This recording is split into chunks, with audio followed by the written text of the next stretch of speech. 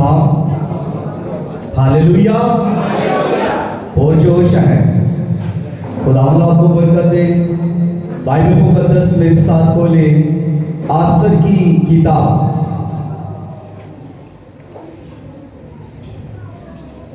और उसका चौथा बाब। यह सफा नंबर है 536। सफा नंबर 536 आस्तर की किताब और इसका चौथा बाब 15वीं आयत से मैं आप सबों के सामने खुदा के कुदरत वाले कलाम को पढ़ने की जुर्रत करूंगा। तब आस्तर ने उनको मर्दकी के पास ये जवाब ले जाने का हुक्म दिया कि जा और सोसन में जितने यहूदी मौजूद हैं उनको इकट्ठा कर और तुम मेरे लिए रोजा रखो और 3 रोज तक दिन और रात ना कुछ खाओ ना पियो। मैं भी और मेरी सहेलियां इसी तरह से रोजा रखेंगी और ऐसे ही मैं बादशाह के हुजूर जाऊंगी जो आईन के खिलाफ है, और अगर मैं हिलाक हुई तो हिलाक हुई। चुनाचे मर्दकी रवाना हुआ और आस्तर के हुक्म के मुताबिक सब कुछ किया। खुदावन के कलाम के पढ़े सुने और कबूल किए जाने पर खुदावन की कसरत के साथ बरकत हो। आमीन। जी, इसका जो मजमून है वो है मौत से जिंदगी तक। मौत से जिंदगी तक, या दूसरा अगर मैं हलाक हुई तो हलाक हुई।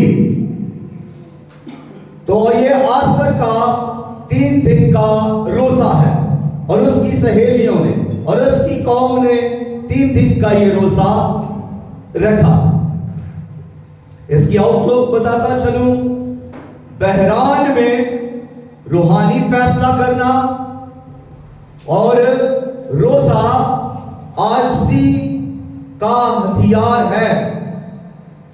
रोजा रूहानी जंग में फतह देता है। और चौथा पॉइंट, मौत से जिंदगी तक। और 5वां, खुदा ने आस्तर के जरिए से तारीख को बदल दिया। और 5वां, उसके बाद 6ठा, वो दिन उलट गया। और आज हमारे लिए इसका क्या पैगाम है? आए इस मज़मून को जो मैंने आपके सामने शेयर किया है, अगर मैं हलाक हुई तो हलाक हुई। ये अल्फाज कोई मामूली अल्फाज नहीं है। इन पर गौर करते हुए आगे बढ़ेंगे तो सबसे पहले हुआ ये कि मर्दकी की और हमान की आपस की जो है वो दुश्मनी की वजह से, या मर्द की हमान को सलाम नहीं करता था, गुड मॉर्निंग नहीं कहता था, उसकी इज्जत नहीं करता था, और हमान जो है वो इख्तियार में है। और जब वो इख्तियार में है,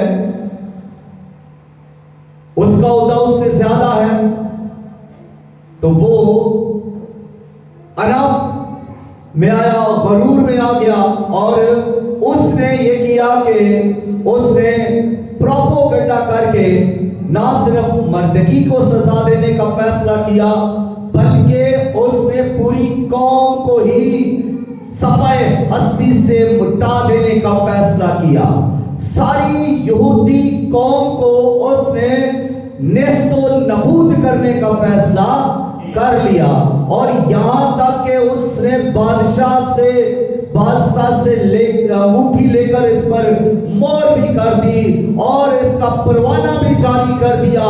यहाँ तक कि इसका जो है फरमान जारी हो चुका कि यहूदी सब बच्चे कत्ल किए जाएं, यहूदी सब नौजवान कत्ल किए जाएं, यहूदी सब औरतें कत्ल की जाएं, यहूदी सब बुजुर्ग बड़े बूढ़े सब कत्ल किए जाएं। एक परवाना, एक ऐलान जारी हो चुका है। हर शहर के अंदर ये खत पहुंच चुका है, ऐलान होता जा रहा है, हर गांव तक ये परवाना पहुंच रहा है और हर यहूदी के लिए अब ये खतरा है, अब रोने का वक्त है।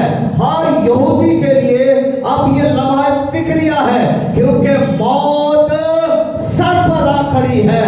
ये कोई मामूली पैगाम नहीं था, ये गवर्नमेंट की तरफ से पैगाम था, और जब गवर्नमेंट की तरफ से पैगाम है तो फिर ये लाजिम था कि ऐसा होता, और जब ऐसा होना है तो फिर यहूदी कौम के बच्चों से लेकर बुजुर्गों तक हर किसी को कत्ल किया जाना था। और ऐसी सूरत हाल जब कौम के सामने हो, जब ऐसी सूरत हाल सामने आ जाए कि हर शख्स मौत के घाट उतार दिया जाएगा, जिंदगी अब खत्म हो जाएगी, तो फिर कैसी हालत हो सकती है, कैसी सोच हो सकती है? क्या आंसू नहीं बह सकते? क्या फिर अगले मौत नहीं हो जाती? क्या खौफ व हरास नहीं फैल जाता? तो यही उस वक्त यहूदी कौम पर हो रहा था। यहूदी कौम पर खौफ तारी हो गया और मौत उन पर मंडला रही है। जब यहूदी कौम की सूरत हाल ये है कि अब वो खून के आंसू रो रहे हैं और कोई भी उनके लिए ऐसा दरवाजा नहीं खुला कि वो बच सके। जब हर तरफ उन्हें कुछ उम्मीद नजर नहीं आ रही, तो फिर वो डरे सहमे हुए जो है वो मर्द खास तौर पर क्या करता है कि वो लिबास पहनता है, कौन सा टाट ओढ़ लेता है और अपने आप को वो बाहर चरवाहे पर ले आता है ताकि लोग उसे देखे पावेला करते हुए। वो घबराया और डरा हुआ कि अब मैं भी मारा जाऊंगा और मेरी सारी कौम भी मारी जाएगी।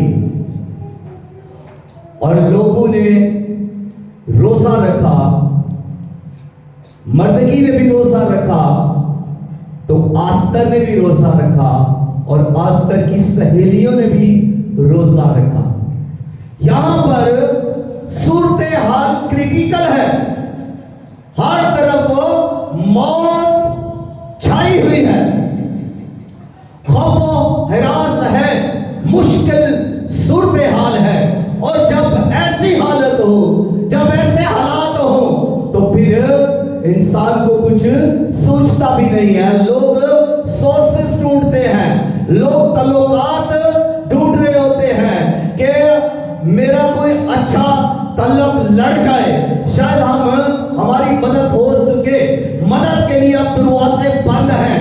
तो यहाँ पर एक यहूदी औरत जिसका नाम आस्तर है, दलेरी से उठी और जुर्म से उसने फैसला किया।